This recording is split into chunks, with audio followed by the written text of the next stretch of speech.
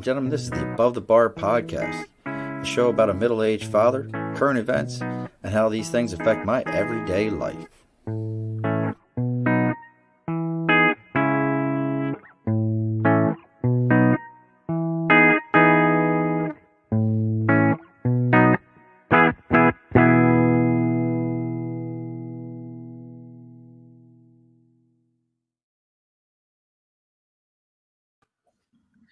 Alrighty, folks, welcome to another episode of the Above the Bar podcast. It's your host, Sean. I appreciate everybody bellowing up to the bar today. Today we have with us Robert Miller of Project Grand Slam, also of Follow Your Dreams podcast. Robert, welcome to the show. Thank you, Sean. How you doing? Wonderful.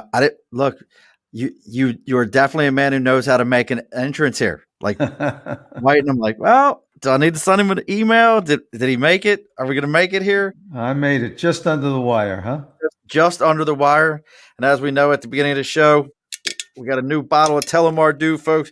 Make sure you tag us with all your Telomar Dews. Someday they'll actually sponsor us, and maybe I won't have to pay for these bottles. So do a little housekeeping before we get going here, Robert. We're going to start a new thing here, folks. We all know, let's see, I go the wrong direction every time. We have the metal clock in the background that my wife put together for us, and my beautiful bride is going to put a sticker up here. We got a new thing, folks. I'm going to call it a sticker and a cause. This is the name I've given it, and most likely everybody will tell me it's a horrible name, but I like it. So if you've got anything going on out there, any kind of a project, something you're working on, I don't care what it is, send me your sticker. We'll put it on the clock behind us like we did the guys from Talking Beards. We put their sticker up. Robert, if you got a good sticker for Project Grand Slam, send me a sticker. We'll put it up on the clock. And we're going to call this sticker and a cause. You send me your sticker, whatever you got going on, whether you're selling something, whether you got a cause for something, you're supporting an organization. You send me the sticker, and I'll give you a free plug, and all 4 of my listeners will check it out. Can I send you a CD? Would that work?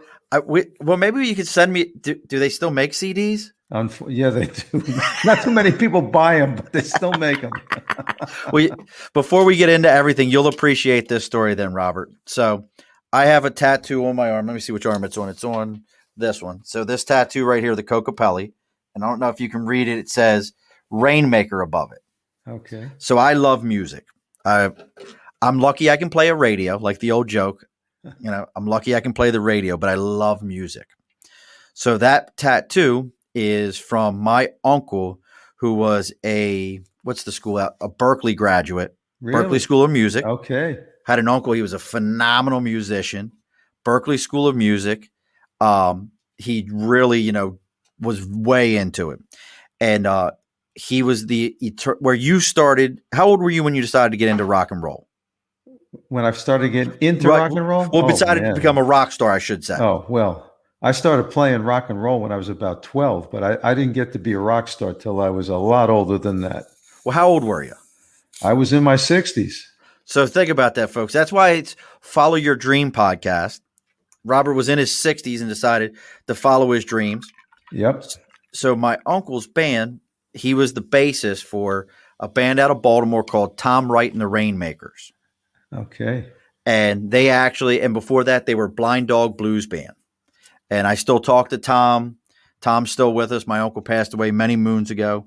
But I used to carry around a case of their CDs in the trunk of my car, trying to sell these and get everybody to know about them. But these guys, they were good. They opened for James Brown when I was about 13, 14 years old, Battle of the Band thing. Okay. So I, not understanding where I was at this point, in Baltimore, there's a concert place called Pier 6 Pavilion. Don't know if you've ever played there or not. But it's a big open air amphitheater in the Inner Harbor. But I actually got to be backstage with them and James Brown, the entire thing, and I saw the limousine with the hot tub. It was a real deal. So let's talk about Mr. Excitement, James Brown. I got to watch the sound check. James Brown's sound check was every bit as good as watching the show. Did he do the whole dance thing? He didn't do the dance thing, but have you ever seen the movie about his life, the more recent one with the guy who passed away from Black Panther? I can't think of his name I right know who now. you're talking about. Yeah. No, I haven't seen that movie. If you get a chance to check the movie out, really, really good movie. Okay. But what's crazy about it is the guy who was his band leader, I got to see him. He's a little short guy, and he was every bit as in control as James was. Like when he was out there and he was telling those folks what to do, it was game on. This is how this was going to go down. That was James Brown had the tightest act in showbiz. Okay. Oh, it was so much fun. Have you seen him? Did you get to see him in concert? I never saw him live. I mean, I did see him on TV so many times, of course, but twice. He was something else. I saw him twice. Good for you. I loved it. But again, love music. So let's talk a little bit about, what do we want to go into first? Is it we want to talk Project Grand Slam, or we want to talk about your podcast? Which one do you want to get into first? Makes no difference to me. Project Grand Slam was where it all started. So let's talk about Project Grand Slam. Cool. So how did that come to be? Well, you want to know about the name first, or do you want to know about the band? I want to know all of it, because at some point, I know me, I'm going to squirrel and we're going to hook a hard left here at some point. So let's keep it going as best as we can with Project Grand Slam. So here's the deal. I played music my whole life, but it was basically a hobby, an avocation. I wanted to be a rock star in the worst way, but life gets in the way. That's what happens to everybody. And I put my dream to the side. I had other stuff going on in my life. I was married. I had kids. I had a job. I had a mortgage, all the usual stuff. But I always wanted to play, and I always kept playing from a very early age. My father was a musician. He played on the weekends, played trumpet. And because of that, I learned how to play trumpet. And I played trumpet in junior high and high school. But, this little group from Liverpool, England came out in the 1960s, kind of changed everything. Little group. Nobody's little really. Group. I mean, 4 guys? Yeah. Long I hair? think we're 4 guys. That's exactly right. Long hair? The funny thing is, if those same 4 guys came out today, all the promoters would say only one question. Okay. How many tickets can you sell?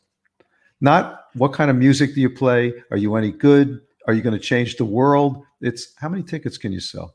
That's unfortunately the name of the game in music and so many things today. But when that group came out, very suddenly it was no longer cool to play the trumpet.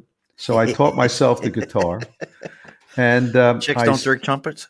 What's that? Said chicks don't dig trumpets? Not back then. Everybody wanted to play the guitar back then. Okay. And I figured out that's what I wanted to do too. And I became a bass player simply because as a result of playing the trumpet, I knew the treble clef. There's 2 clefs, treble clef and bass clef. And we knew that one of the guys in the Beatles played bass, and my friends were all struggling just to learn how to play the treble clef and guitar. So I volunteered to play the bass, and that's how I became a bass player. A lot of thought went into that.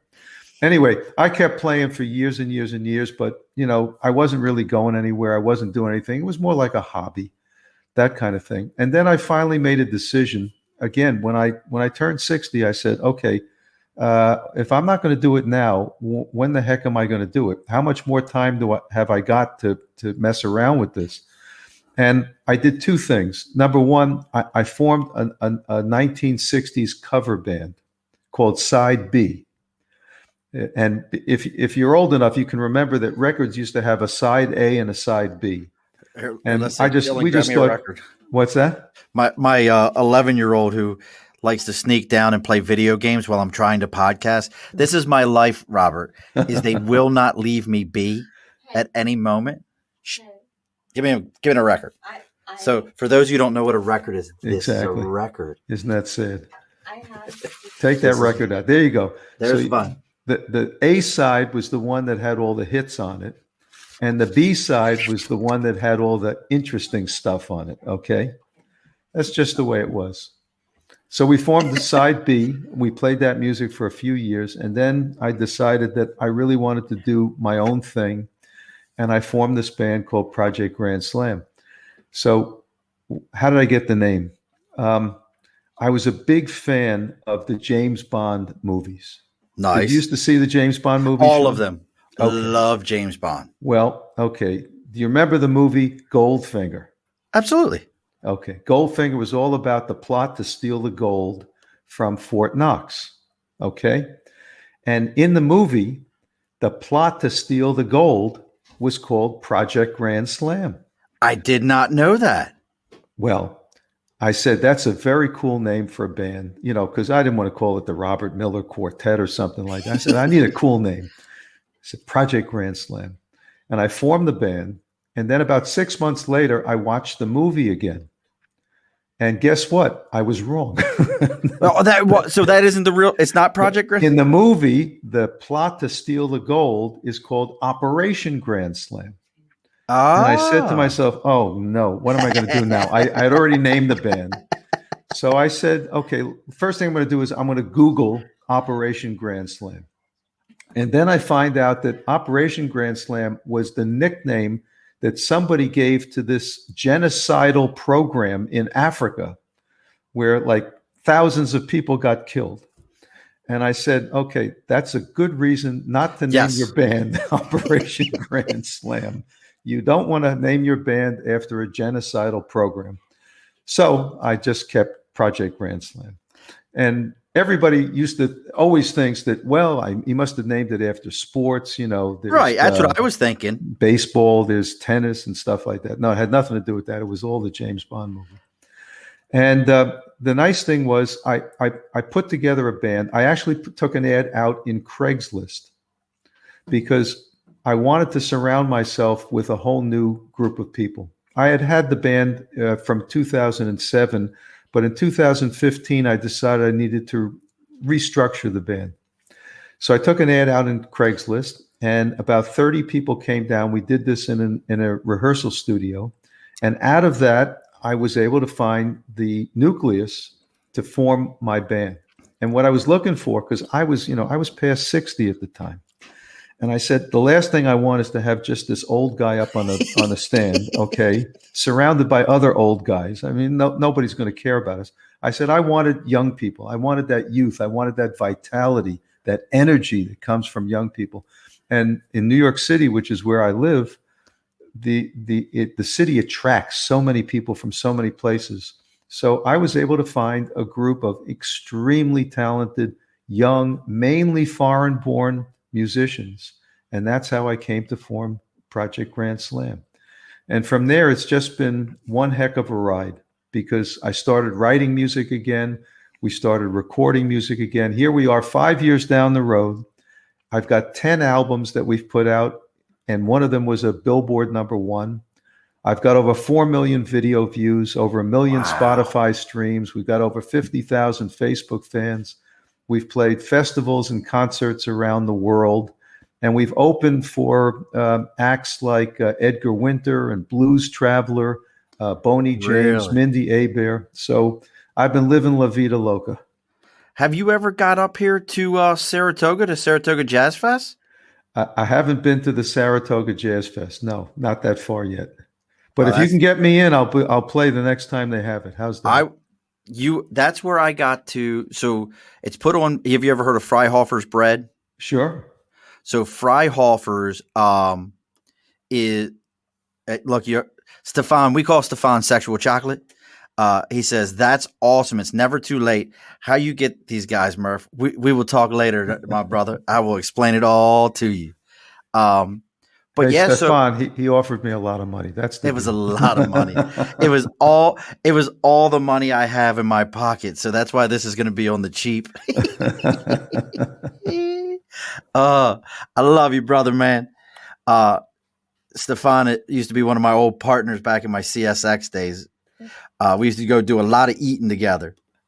So, yeah, it's just like if you ever get a chance. So, because your sound is a jazz sound, and what I'm trying to do is pull up my iTunes here real quick. If I can't get it on the computer, I'll pull it up on my phone. Let me make sure so I don't get in trouble here. Robert, do I have your permission to play a little bit of your music so no one comes after me?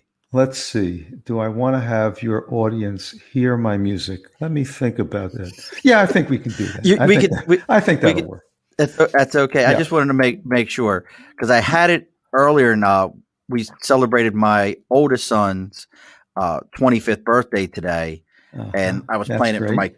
for my kids. I was like, "Well, check this out. Tell me what you think. This, that, and the other." And they were like, they liked it because I love the sound you guys have. Is there any song you think I should play? I've got up as soon as I popped up. The first one was Captain, the Captain of Her Heart.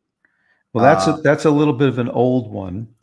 Um, that's cool. It's kind of a nice smooth kind of thing. Nice vocal. If you got any of the newer albums, the newest album that we put out is called East Side Sessions. East Side Sessions. And we had a big single from that album called "I'm Falling Off of the World." So if you have that East one, Side Sessions, that would be cool to put up. And for your audience, look, my music it's a fusion of rock and jazz with a twist of Latin thrown in and a New York City groove. All right, let's see how this works for us.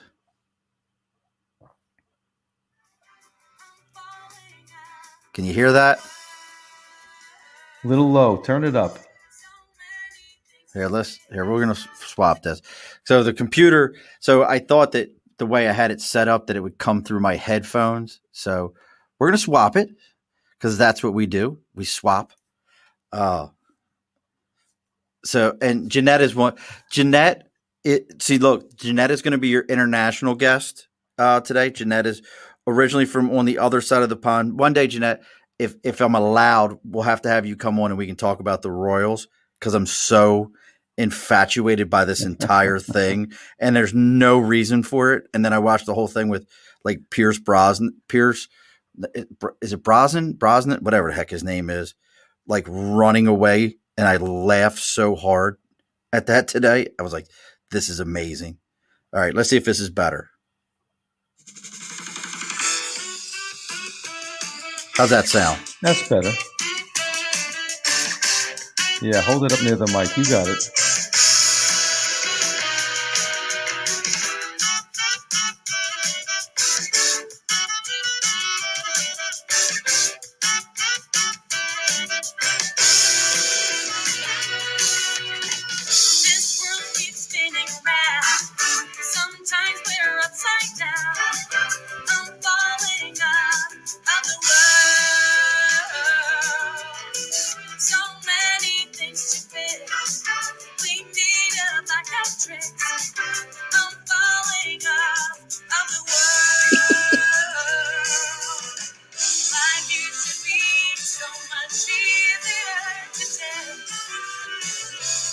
Dancing down here.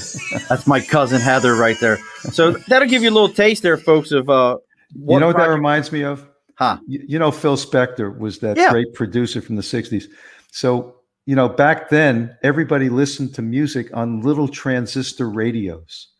So when he finished a song, instead of playing it on the big monitors in his studio, he would play it on a transistor radio because that's how the audience was going to hear it. Oh, I didn't realize that. And you know what? That's exactly what it sounded like. It was like you were holding a little transistor radio, okay? And hadn't heard my stuff on a transistor before, so that was pretty cool. There you go, modern transistor radio. Exactly. Sidebar, as I was thinking about Jeanette that's listening to this, we have gone international for left turn here for all of our listeners. We have gone international. The other day I looked at our stats and we had 2 downloads in Brazil and 2 in Netherlands. I think I know who the Netherlands folks are.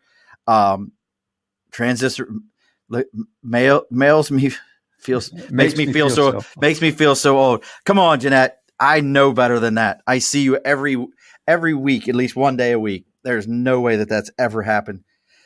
She's so much fun and she puts up with me on this show. So, but yeah, it's such a we went international. So now you're international if you weren't already. Not that I think if you've had 4 million downloads that it didn't go international. So now you said your bandmates, and I think this is interesting and such a great, because I looked over and I've posted a lot of pictures of your band, you guys playing together. Where is everybody from? All over the place. Right now, the current lineup, Our singer is Mexican American. She's beautiful. She's terrific. Her name is Marilyn Castillo.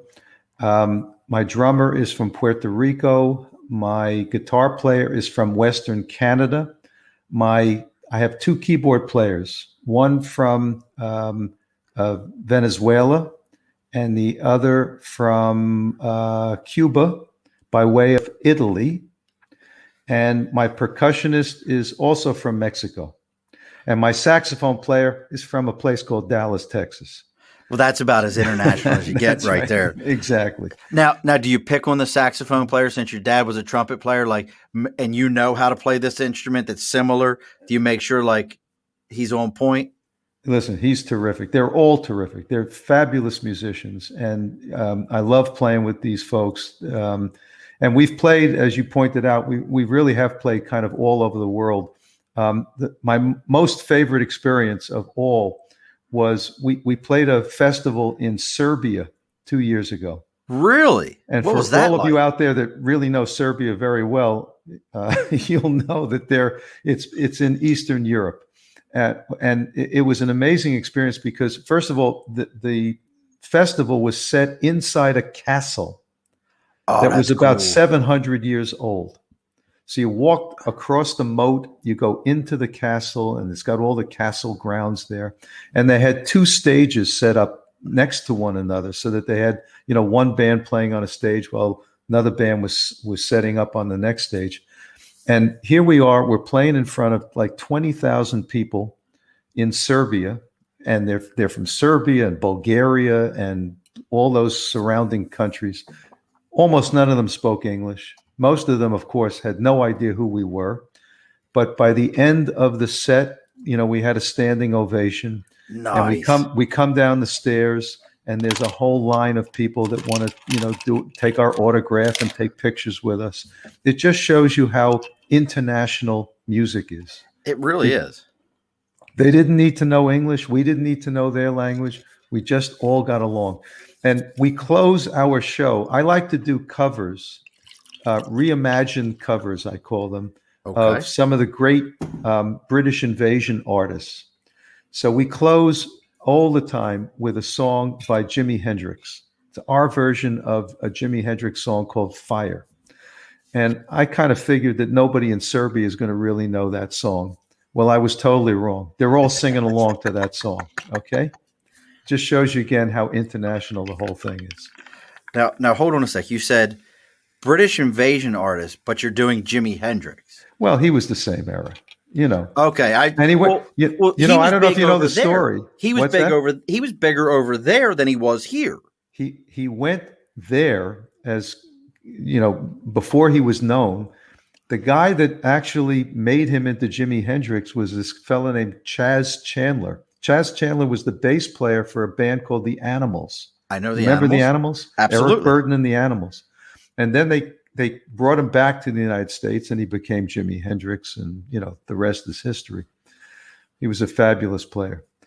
Well, he really wasn't, even if you get into that, it took the documentary about Woodstock and his rendition of the Star Spangled Banner for people to go, oh, wait a sec, who is this guy? And really gravitate towards his music and start getting, it's almost like, the blues singer Crossroads, not Jack Johnson. Robert Johnson. Robert Johnson. I'm thinking Jack Johnson, the boxer. But right. Robert Johnson was of the same ilk. Nobody really knew who he was. And that was, I love music. I love music. See, you and talking to you, Robert, and hearing your story and knowing that you're doing this. I was the kid who picked up a guitar and went, and then never, I was like, I'm so bad at this, but I did sing in high school. For all of you that like the sounds of this silky voice, I used to sing on a fairly regular basis. I'm a big fan of Phantom of the Opera.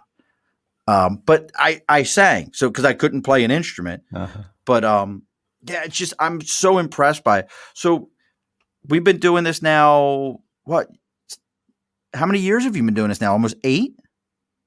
With the band? With the band, yeah. Yeah. Well, I first formed the band in 2007, Oh God, so and 14 I years. reformed it in 2015. So it's been about 5, 6 years, that I've really been doing it. And that's been the creative side of it. And during the pandemic, of course, we couldn't play together. So we did two things. One is we started to do some videos. The song that you played, I'm Falling Off of the World, we did as one of those Zoom videos, with each person in a separate little box, and we're all kind of lip syncing and lip playing, but it did really well. And then we took three more songs from the album that we had just released just before the world fell apart. Again, that album is called East Side Sessions. And we put out those videos. And then I needed to do something else. So I started writing more material, and we had normally recorded by putting us all into a studio together after rehearsing like crazy. But you couldn't do that during the pandemic. So we started to record remotely. And I put an album together over the summer that I released just about a month or so ago called Summer of Love 2020. I saw that. That was I call it my debut solo album, because I made the decision that I was going to sing all the songs on the album. So even though I have a fantastic female singer and I love her and she's great, I said, you know what, these songs are very personal. I couldn't get into the studio with everybody, so I decided I'm going to sing them myself. And thankfully, the reviews have been pretty good. So that was a great way to spend the summer. And then I just did a second album that I've recorded remotely again, that I'm going to release probably sometime in the late spring of this year. Haven't made up a name for it yet, but it's a continuation of things. So, the point is that you have to stay active. Came up with a name. You just came up with a name. What's that? A continuation of things. How great of an album title would that be for your second one? You have Summer of Love, 2020, and then you have your second album, a continuation of things. All I need is a little blurb. I'm going to save that one. Maybe you're right. Maybe that's what we'll do. I think that would be such a great, especially because, it's jazz. It's not about the notes you play. It's about the notes you don't play. It's all about that. So now, is there, when you set off on this, other than the fact like, hey, look, I enjoy playing music. I've been doing it for all these years.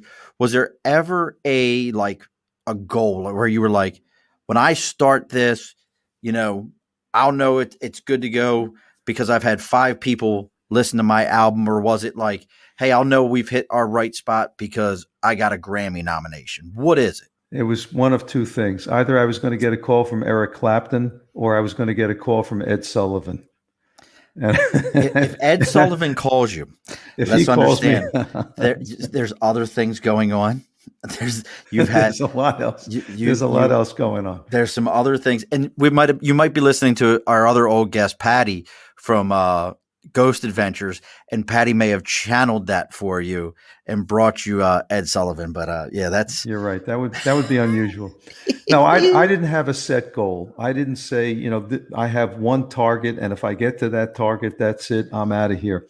This was something that was building in me for many, many years. This is what I always wanted to do. Almost everybody that in the world goes into something like music when they're 20 years old. I mean, that's, the Stones and the Beatles and all those bands, everybody that's out there, Billy Joel, Elton John, they became stars in their 20s. And I was doing other things and I couldn't do it. And what were you doing? Hold on. You've never said to me, Robert, what were you doing for all these other years? I was looking around for ways to get into music. Come on. That's what I was doing. Well, what was your career path? No, I'll tell you, and don't hold this against me, but I became a lawyer.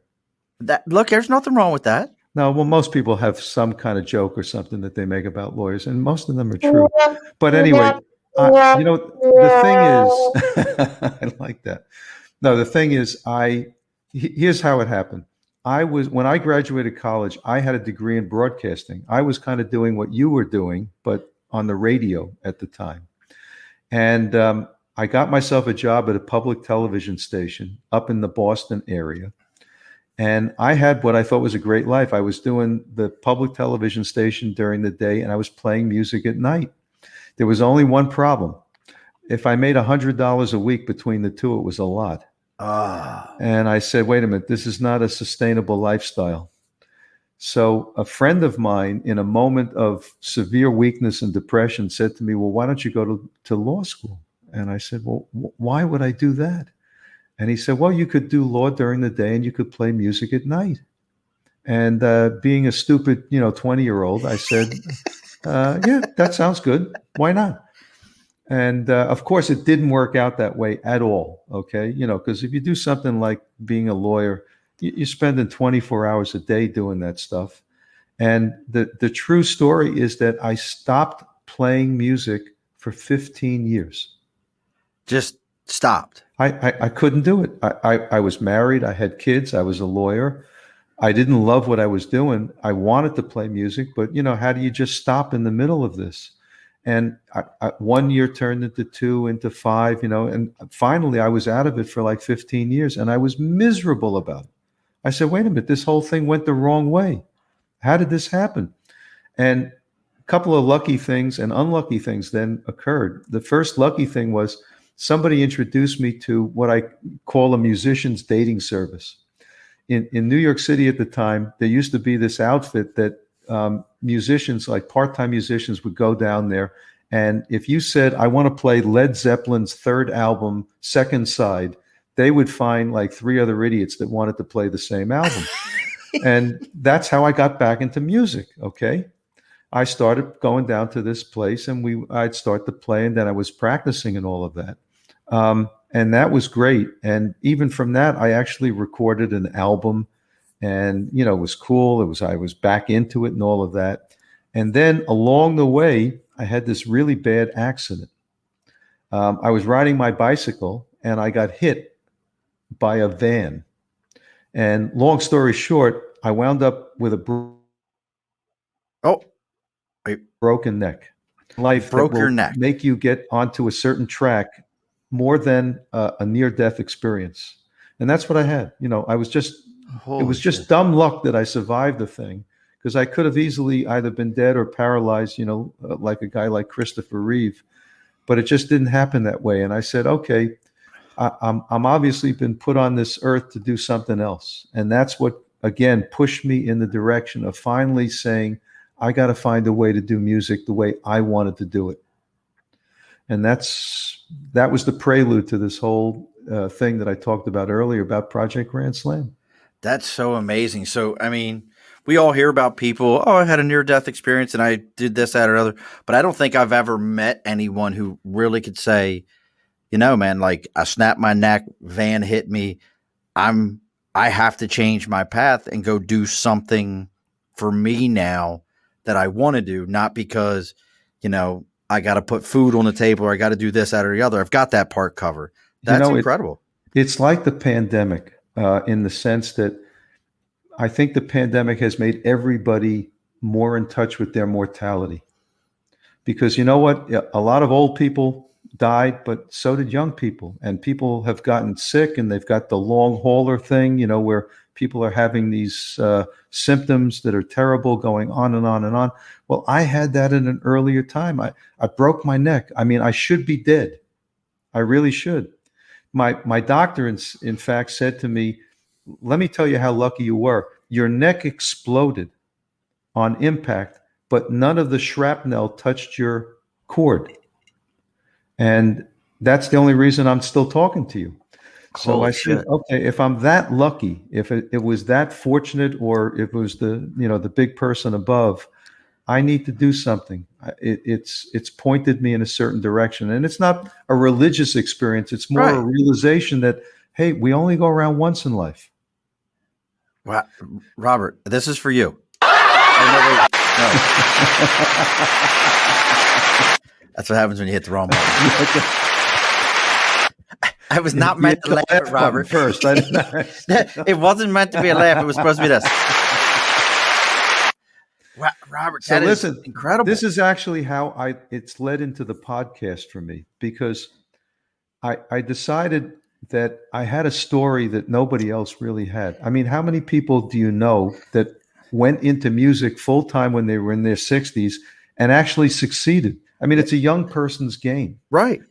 And I said to myself, okay, you know what? I followed my dream and I've been successful and I'm so lucky. How can I help others follow their dream? Because you know what? Everybody's got a dream. And most people are not following up on their dream because same reasons that I didn't. Right. You fall into things. Life tends to get in the way.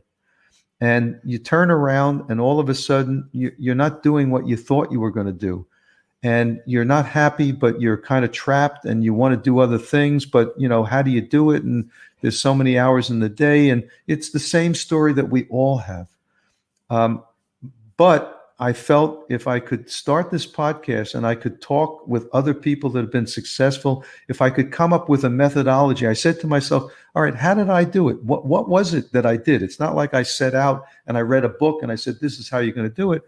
And I came up with this little theory that I call my dream theory.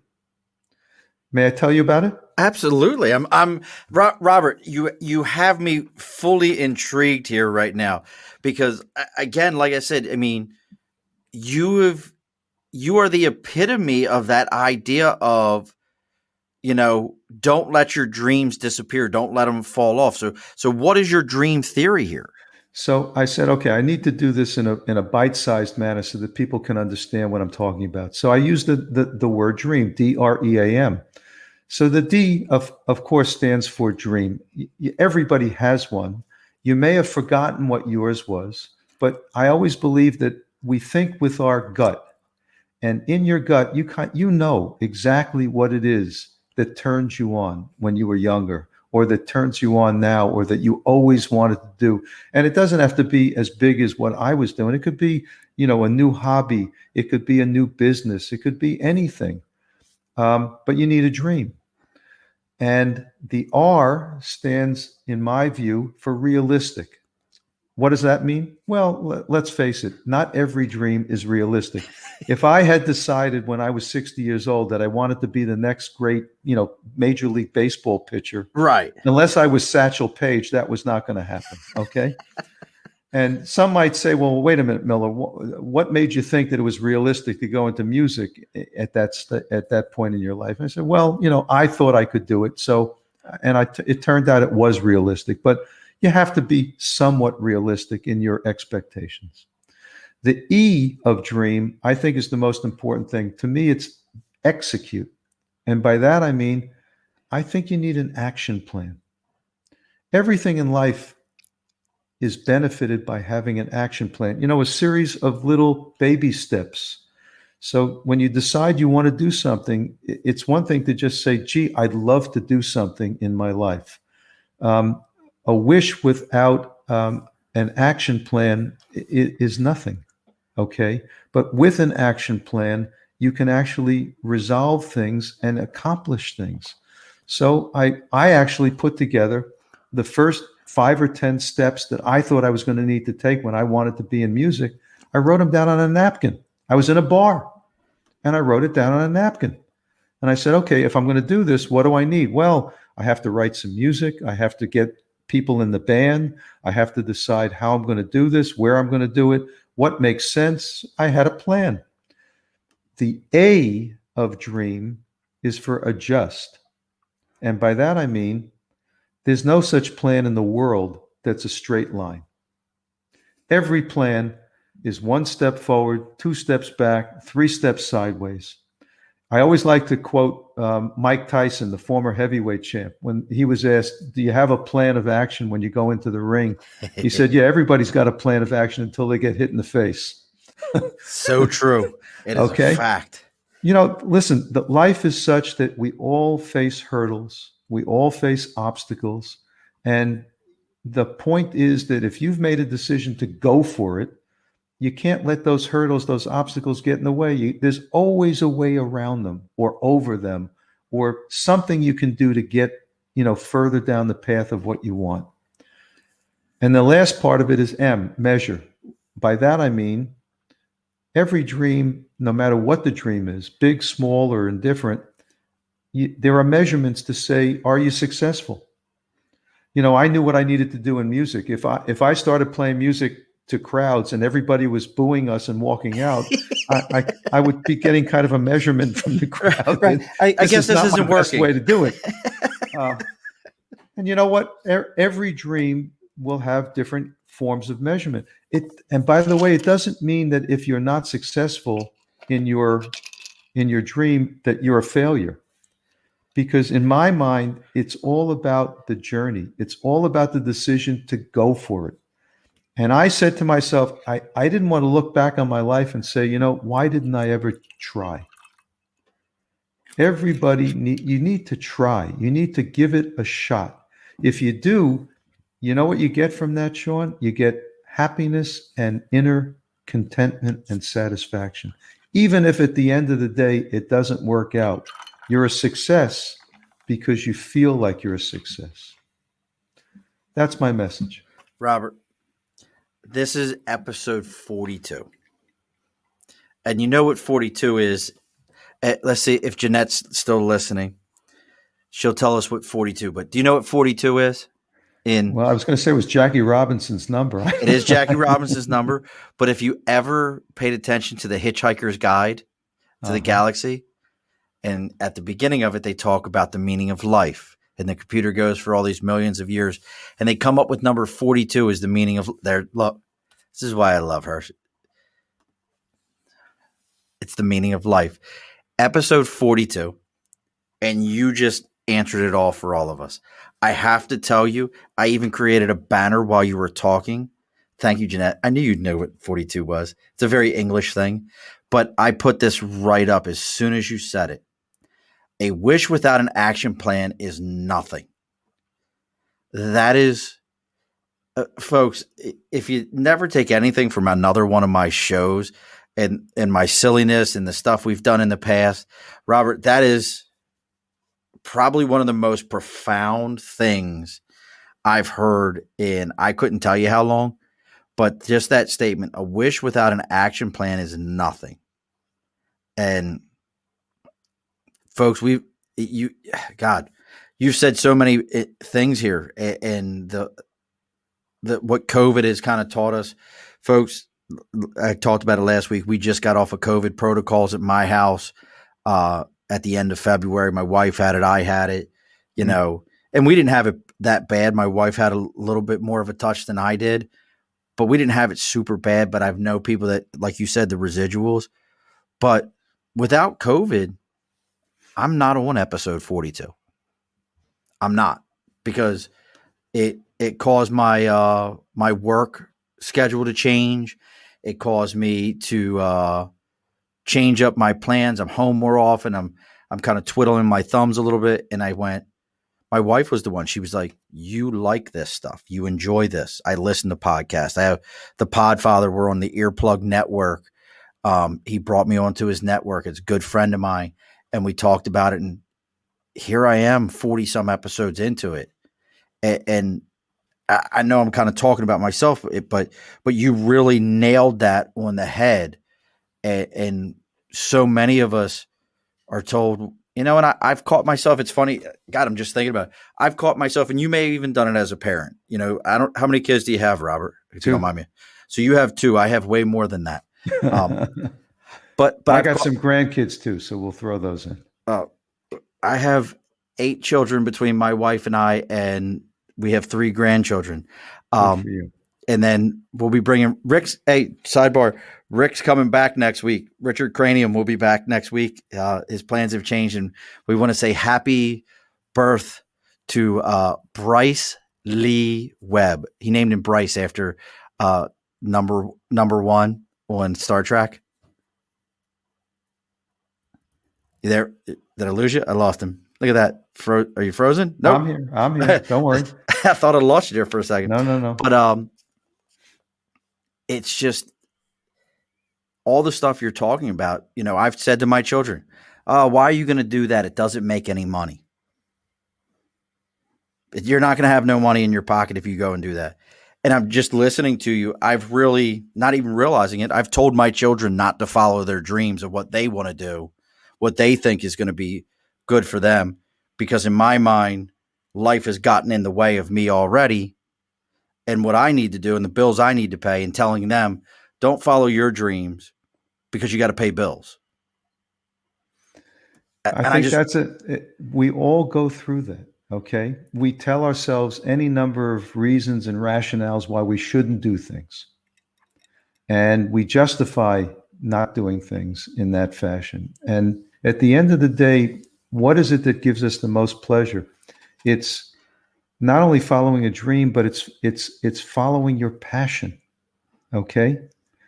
And look, there are times when your passion doesn't lead to making a living. I totally get that. All it right. didn't help you at first. That's exactly right.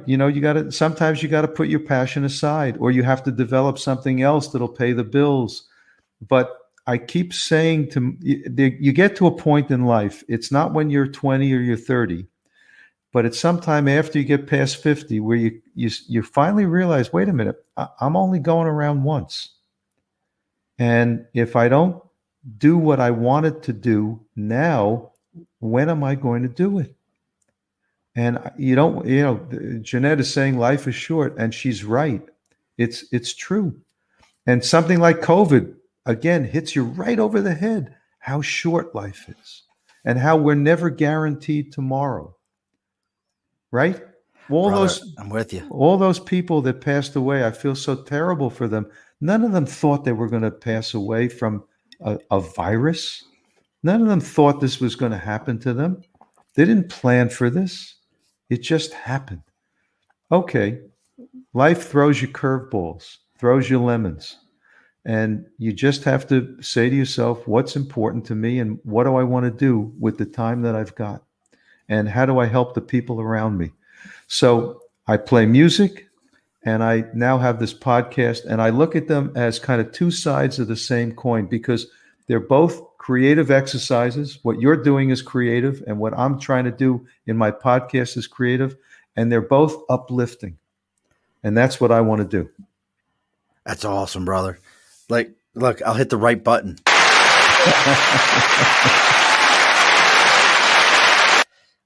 like Robert, it's so I love it. And now we've been a little philosophical. I would want to make a hard left here. So now here's the next thing.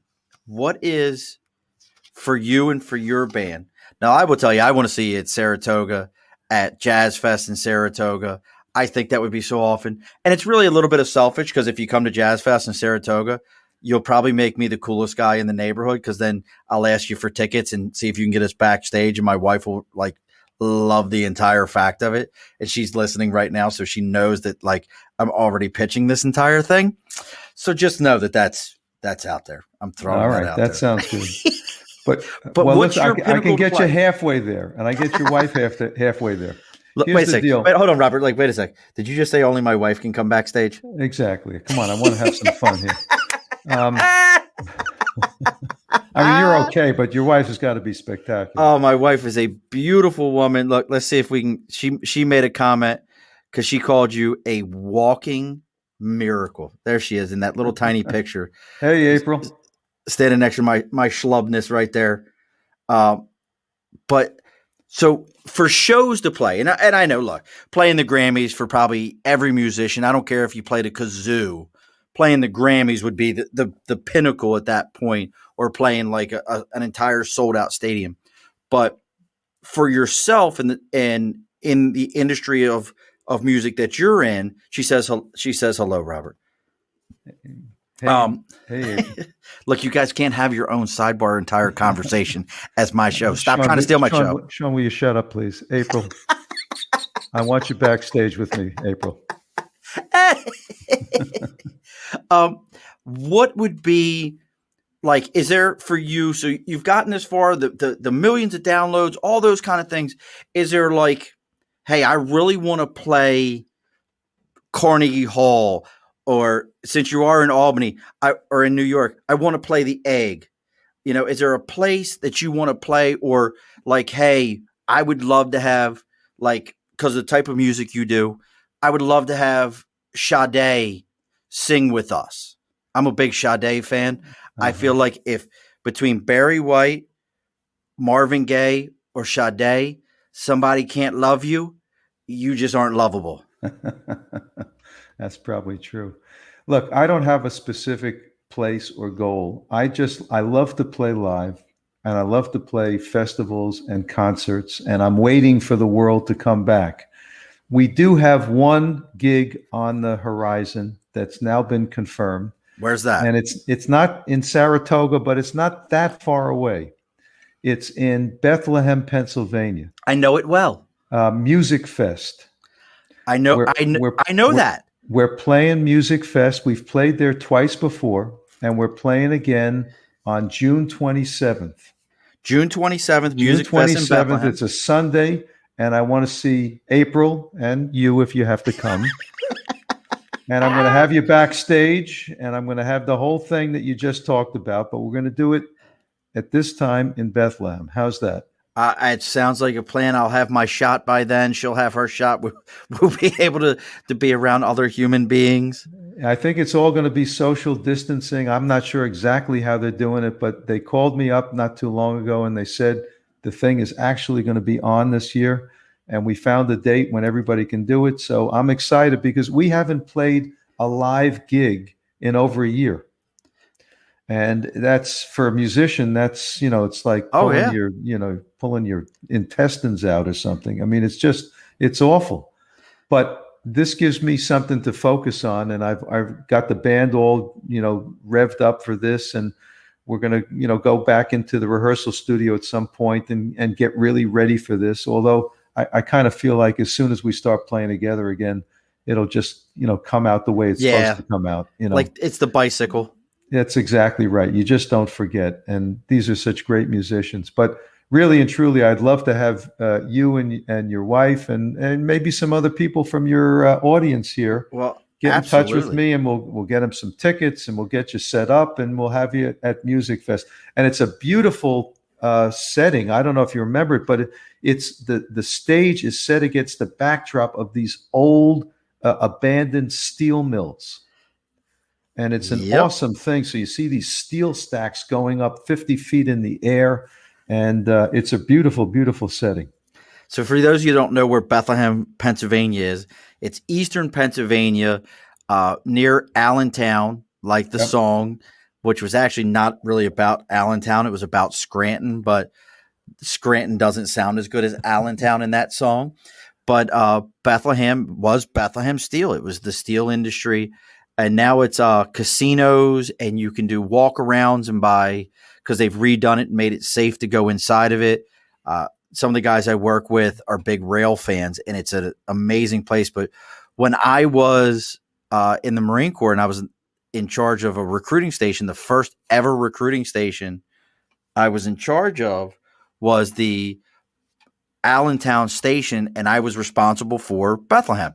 So I had Allentown and Bethlehem. So I know that area very, very well.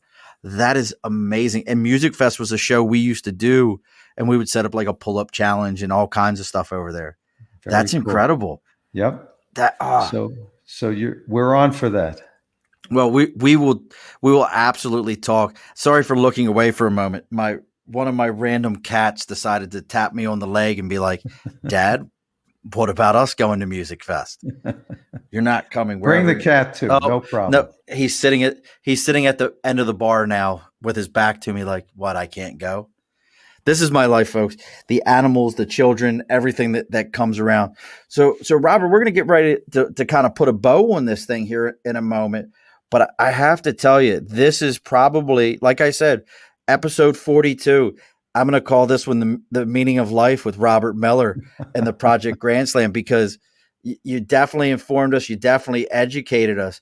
We know we can find you now June 27th, Bethlehem, Pennsylvania. We have plenty of fans in Pennsylvania.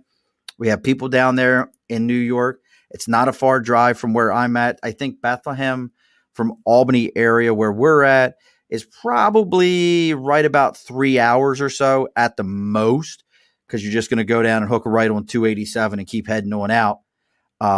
Where, download wise, we know we can all download your stuff. I put it up here a moment ago. Yes, my love, you are 42 and you're the meaning of my life. As April says, we won't forget you. Yes, my wife wants everyone to know she is the meaning of my life. We can find you at projectgrandslam.com. Yep. the podcast is Follow Your Dreams Podcast, and the website is followyourdreamspodcast.com, correct? One small correction. It's Correct Follow me. Your Dream Podcast. Follow Your Dream. Yeah, singular, because Singular. we don't want to be greedy here. We'll give you one dream per You get person. one and done. The podcast actually launches on the 15th of March. And I'm so pleased with how I've got this lined up. My first guest on the podcast is somebody that maybe you know. Maybe. Cousin Brucey. Really? You got Cousin Brucey? Cousin Brucey. From Philadelphia. Cousin Brucey is the most famous radio personality in America. This guy's been on the air for 50 plus years. He started off on WABC in New York in the 60s. He went to WCBS FM, which was the rock and roll station, for a decade or more. Then he went to Sirius XM, where he was been on the air for, I don't know, another decade or something like that. Now he's back on WABC. He's the guy that introduced the Beatles at Shea Stadium. I mean, that's what this guy represents. So he's my first guest on the podcast. I also have Mindy Abair, who's a two-time Grammy nominated saxophonist, incredible musician and personality. I also have Sandy Shore, who's the founder and CEO of Smooth Jazz Global, which is a huge platform for smooth jazz music.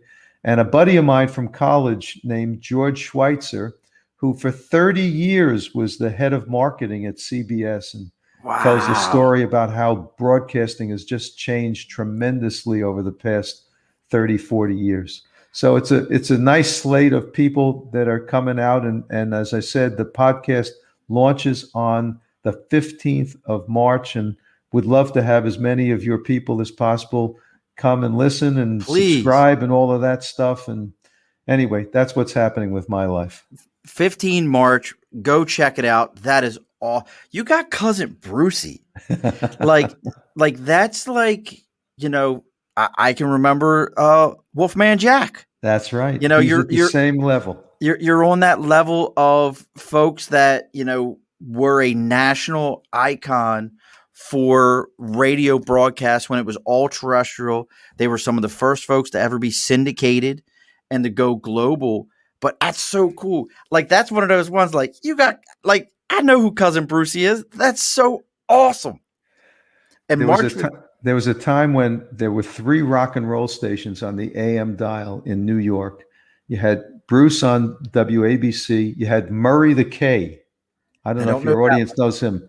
Murray the K was also a giant of the radio industry. He was on WINS, and then on WMCA, you had the good guys, they called themselves. And it was like a battle between all 3. This is before FM radio. It's before Sirius XM, before all this stuff. There was no such thing as the internet. Everybody was listening on that little transistor radio. Oh, that's so cool. I have to tell you, like, those are definitely some cool guests. Folks, make sure you take some time and you check those things out. You have the Project Grand Slam. They're all over iTunes. Anywhere where you can download music, you're going to be able to find Project Grand Slam. I know I looked them up. I double-checked everything. Also, folks, if you're enjoying what we're doing right here, please take your time. Check us out on Instagram. Now, you guys have an Instagram, don't you? That's Project Grand Slam on Instagram, right? You betcha. So check out the Instagram Project Grand Slam. Have you made one for the podcast yet? Yes, we have. You know, it's again, Follow Your Dream Podcast on Instagram. We're on Facebook. You know, you got to be everywhere these days. So that's it. That's the deal. One of our prior guests, Sean Welch, if he owns California Comfort Barbecue, they actually have gotten very into the whole ghost kitchen thing. Him and I were talking about exactly that. I said, he interviewed a guy who's got like 4 million followers on something and all this other stuff. And he said, the guy told him, he said, I don't do business with people who don't have an internet presence. If you don't have a social media presence, I don't do business with you, because that means you don't care. And that's the world we live in today. So you can find them all on Twitter, on Instagram, on Facebook. We're following them. If you look at who we're following, you'll find them also in those places. If you're one of our wonderful 4 listeners, please take the time and check us out on Instagram. Our Instagram is at Above the Bar Podcast. Twitter is Above the Bar 4. We have our email, which is the Above the Bar Podcast at gmail.com. We have our Facebook, which is the Above the Bar Podcast. We're now our new parent network here.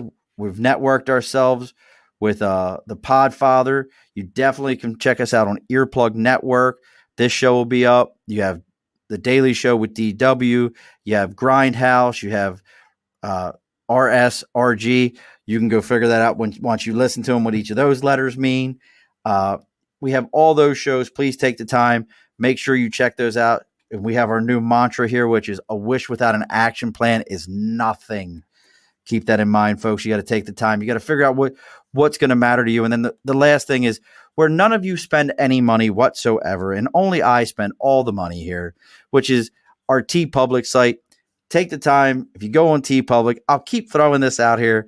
Go on to TeePublic, look up the Above the Bar Podcast, all your gear, anything you want. It's all on there. And again, like we started the show with a sticker and a cause. This is my new thing. My wife and I came up with it. If you have something that matters to you and it's got a sticker, send me the sticker. Send me a little bit about it. I'll read it at the beginning of the show. I'll tell everybody about it, and we'll put your sticker up on the clock. And then everybody will get to see it each week. All 4 of my listeners will check out your sticker. Robert, you get the last word of the day. Oh, and Robert, when we're done this, we're going to go into the green room. Don't log off on me. Robert, you get the last comment of today. Hey, it's been a gas to do this, really. You guys, you're terrific, and I love the whole gestalt that you got going on here. Get a good gestalt. A little bit of Yiddish. A little Yiddish at the end of the show, a little gestalt. That's right. All righty, folks. Be sure to push your stool in. This has been an Earplug Podcast presentation. Found on earplugpodcast.com, iTunes, SoundCloud, and wherever your favorite podcasts are found.